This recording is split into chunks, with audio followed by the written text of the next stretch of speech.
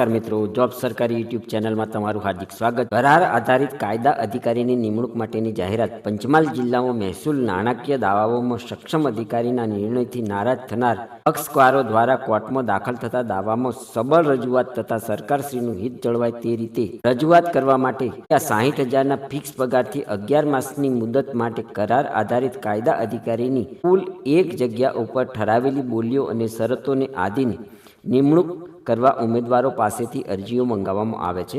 અરજદારની ઉંમર 1/12/2025ના રોજ 50 વર્ષથી વધુ હોવી જોઈએ નહીં। આ અંગેના અરજીપત્રકનો નમૂનો લાયકાત અંગેના મહેસૂલ વિભાગના તારીખ 6/3/2021ના ઠરાવથી નક્કી કરેલી પરિશિષ્ટ 3 તથા અન્ય આનુવંશિક માહિતી પરિશિષ્ટ 1 તથા મહેકમ દફતર ચીટની શાખા કલેક્ટર કચેરી ગોધરાથી ચાલુ કામકાજના દિવસોએ તારીખ 19/12/2025 સુધીમાં સવારે 11 થી 15 કલાક દરમિયાન 100 નોન રિમ્યુનેબલ છે પરચુરણ સામાન્ય સેવા સદરે જમા કરાવવા અંગેનું ચલણ અત્રેની મેળવીને સ્ટેટ બેંક ઓફ ઇન્ડિયામાં લોખંડવાલા કોમ્પ્લેક્સ ગોધરા ખાતે જમા કરાવી અસલ ચલણ રજૂ કરીએથી મેળવી શકાશે। એ ફોર્મ આરપીએડી દ્વારા અત્રેની કચેરીએ 23/12/2025ના સમય દરમિયાન મળે તે રીતે મોકલી આપવાનું રહેશે। અનુભવ તથા લાયકાત માટે પરિશિષ્ટ 3ની જોગવાઈ લક્ષમાં લેવાની રહેશે। કરાર આધારિત નિમણૂક પામેલા કાયદા અધિકારી શ્રીએ પરિશિષ્ટ 1 તથા પરિશિષ્ટ 2ની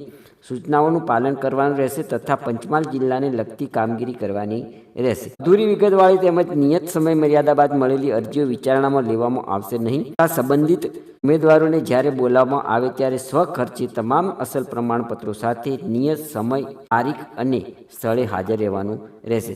તો મિત્રો, અહીં લોના ગ્રેજ્યુએટ થયેલા અને લોની પ્રેક્ટિસ એટલે કે વકીલની પ્રેક્ટિસ કરતા ઉમેદવારો માટેની આ જાહેરાત છે। જો તમે આ જાહેરાતના અનુસંધાનમાં અરજી કરવા માંગતા હોય તો અહીં જણાવેલી સૂચનાઓને ધ્યાનથી વાંચી અને સમય મર્યાદામાં અરજી કરી દેવા વિનંતી છે। ધન્યવાદ, આભાર।